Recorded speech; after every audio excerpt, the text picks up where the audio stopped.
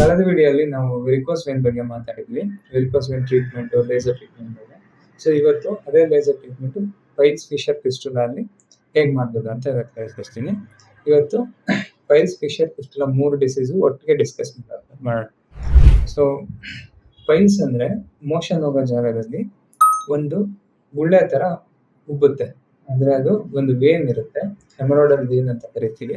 ಅದು ದಪ್ಪ ಆಗುತ್ತೆ, ದಪ್ಪ ಆಗಿ ಹೊರಗಡೆ ಕೊಲಾಪ್ಸ್ ಆಗುತ್ತೆ. ಅದರಲ್ಲಿ 4 ವೇಟ್ಸ್ ಬರುತ್ತೆ. ನೀವು ಡಾಕ್ಟರ್ನ ಮೀಟ್ ಮಾಡಿದಾಗ ನಿಮ್ಮ ಸಿಂಪ್ಟಮ್ಸ್ ಮತ್ತೆ ಕ್ಲಿನಿಕಲ್ ಎಕ್ಸಾಮಿನೇಷನ್ ಮೇಲೆ ನಿಮ್ಗೆ ಯಾವ ಗ್ರೇಡ್ ಇದೆ ಅಂತ ಹೇಳುತ್ತೆ. ಫಿಷರ್ ಅಂದ್ರೆ ಮೋಷನ್ ಆಗೋ ಜಾಗದಲ್ಲಿ ಅಲ್ಸರ್ ಆಗುತ್ತೆ. ಸೊ ಅಲ್ಸರ್ ಆದಾಗ ಅಲ್ಲಿ ಕೆಲವು ಸಿಂಪ್ಟಮ್ಸ್ ಬರುತ್ತೆ. ಕ್ರಾನಿಕ್ ನಾನ್ ಹೀಲಿಂಗ್ ಅಲ್ಸರ್ ತರ ಆಗಿ ಸಿಂಪ್ಟಮ್ಸ್ ಬರುತ್ತೆ. ಅದಕ್ಕೆ ಫಿಷರ್ ಅಂತ ಕರಿತೀವಿ. ಫಿಸ್ಟುಲಾ ಅಲ್ಲಿ ಏನಂದ್ರೆ ಒಂದು ಸ್ಮಾಲ್ ಟ್ರ್ಯಾಕ್ ಫಾರ್ಮ್ ಆಗಿರುತ್ತೆ, ಕೆನಲ್ ತರ. ಏನಲ್ ಕೆನಲ್ ಅಂದ್ರೆ ಮೋಷನ್ ಒಳಗಡೆ ಜಾಗದಿಂದ ಹೊರಗಡೆ ಸ್ಕಿನ್ ಅಂದ್ರೆ ಚರ್ಮದ ಮೇಲೆ ಓಪನಿಂಗ್ ಇರುತ್ತೆ. ಸೊ ಇದಕ್ಕೆ ನಾವು ಫಿಸ್ಟುಲಾ ಅಂತ ಕರಿತೀವಿ. ಇದು ನಿಮ್ಗೆ ಡಯಾಗ್ರಾಮ್ ಮೂಲಕ ನಾನು ವಿಡಿಯೋದಲ್ಲಿ ತೋರಿಸ್ತೇನೆ. ಸೊ ಪೈಲ್ಸ್ ಫಿಷರ್ ಫಿಸ್ಟುಲಾ ಅಂದ್ರೆ ಏನು ಅಂತ ತಿಳ್ಕೊಂಡ್ರೆ, ಈಗ ಪೈಲ್ಸ್ ಅಲ್ಲಿ ಏನ್ ಸಿಂಪ್ಟಮ್ಸ್ ಇರುತ್ತೆ, ಫಿಷರ್ ಅಲ್ಲಿ ಏನ್ ಸಿಂಪ್ಟಮ್ಸ್ ಇರುತ್ತೆ, ಫಿಸ್ಟುಲಾ ಅಲ್ಲಿ ಏನ್ ಸಿಂಪ್ಟಮ್ಸ್ ಇರುತ್ತೆ ಅಂತ ಹೇಳ್ತೀನಿ. ಸೊ ಪೈಲ್ಸ್ ಅಲ್ಲಿ ಸಾಮಾನ್ಯವಾಗಿ ಮೋಷನ್ ಹೋಗೋ ಜಾಗದಲ್ಲಿ ದಪ್ಪಾಗಿ ಕಾಣಿಸ್ಕೊಳ್ತಾರೆ. ನಿಮಗೆ ಕೈಗೆ ಸಿಗೋದಾಗ್ಲಿ, ದಪ್ಪಗೆ ಮೋಷನ್ ಹೋಗೋ ಟೈಮಲ್ಲಿ ಬಂದು ಒಳಗಡೆ ಸ್ವೆಲ್ಲಿಂಗ್ ಒಳಗಡೆ ಹೋಗುತ್ತೆ, ಸಮ್ಟೈಮ್ಸ್ ಹೋಗೋದಿಲ್ಲ. ಒಂದು ಸ್ವೆಲ್ಲಿಂಗ್ ಒಂದಿರುತ್ತೆ, ರಕ್ತಸ್ರಾವ ಇರುತ್ತೆ, ಬ್ಲೀಡಿಂಗ್ ಇರುತ್ತೆ, ಅಂಡ್ ಸಮ್ಟೈಮ್ಸ್ ಪೇನ್ ಇರುತ್ತೆ. ಸೊ ಈಗ ನಾವು ಫಿಷರ್ ಬಗ್ಗೆ ಮಾತಾಡೋಣ. ಫಿಷರ್ಸ್ ಯೂಶಲಿ ಅದು ಗಾಯ ಆಗಿರೋದ್ರಿಂದ ಪೇನ್ ಇರುತ್ತೆ. ಸೊ ಮೋಷನ್ ಹೋದಾಗ ಇವ್ರಿಗೆ ಮೈನರ್ ಬ್ಲೀಡಿಂಗ್ ಅಥವಾ ಪೇನ್ ಆಗುತ್ತೆ. ಸೊ ಪೇನ್ ಈಗ ಮೇಜರ್ ಸಿಂಪ್ಟಮ್ ಫಿಷರ್ ಅಲ್ಲಿ. ಸೊ ಏನಂದ್ರೆ ಮೋಷನ್ ಪಾಸ್ ಮಾಡಾದಾಗ ಅಥವಾ ಮಾಡೋ ಟೈಮಲ್ಲಿ ಪೇನ್ ಬರುತ್ತೆ. ಆ ಪೇನ್ ಸಿವಿಯಾರಿಟಿ ಮೇಲೆ ಸ್ವಲ್ಪ 5 ನಿಮಿಷ, 10 ನಿಮಿಷ, ಅರ್ಧ ಗಂಟೆ ಅಥವಾ 1 ರಿಂದ 2 ಗಂಟೆ 2-3 ಅವರ್ಸ್ ಅವ್ರಿಗೆ ಪೇನ್ ಇರುತ್ತೆ severity wise. So minor bleeding ಆಗ್ತದೆ. ಇದು ಫಿಷರ್. ಸೊ ಈಗ ಫಿಸ್ಟುಲಾಗೆ ಟ್ರೀಟ್ಮೆಂಟ್ ಬಗ್ಗೆ ತಿಳ್ಕೊಳ್ಳೋಣ. ಫಿಸ್ಟುಲಾ ಬೇಸಿಕಲಿ ಸರ್ಜಿಕಲ್ ಟ್ರೀಟ್ಮೆಂಟ್, ಅದಕ್ಕೆ ಮೆಡಿಕಲ್ ಟ್ರೀಟ್ಮೆಂಟ್ ಮಾಡ್ಲಿಕ್ಕೆ ಆಗೋದಿಲ್ಲ.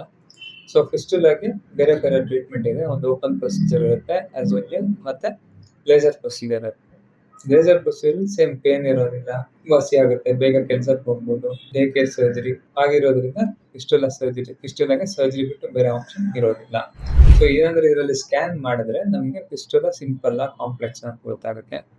ಸಮ್ಟೈಮ್ಸ್ ಮಲ್ಟಿಪಲ್ ಫಿಸ್ಟುಲಾ ಇರುತ್ತೆ, 2-3 ಕಡೆ ಫಿಸ್ಟುಲಾ ಇರುತ್ತೆ. ಅಂತವ್ರಿಗೆ ನಾವು ಇನ್ವೆಸ್ಟಿಗೇಟ್ ಮಾಡ್ಬೇಕಾಗುತ್ತೆ. ಫರ್ದರ್ ಇನ್ವೆಸ್ಟಿಗೇಷನ್ ಏನಪ್ಪಾ ಅಂದ್ರೆ ಟ್ಯೂಬರ್ಕ್ಲೋಸಿಸ್ ಅಂತ ಹೇಳ್ತೀವಿ. ಟ್ಯೂಬರ್ಕ್ಲೋಸಿಸ್ ಇದ್ರೆ ಅಥವಾ ಕ್ರಾನ್ಸ್ ಡಿಸೀಸ್ ಅಥವಾ ಅಲ್ಸರೇಟಿವ್ ಕೊಲೈಟಿಸ್ ಅಂತ ಕೆಲವು ಡಿಸೀಸಸ್ ಇರುತ್ತೆ.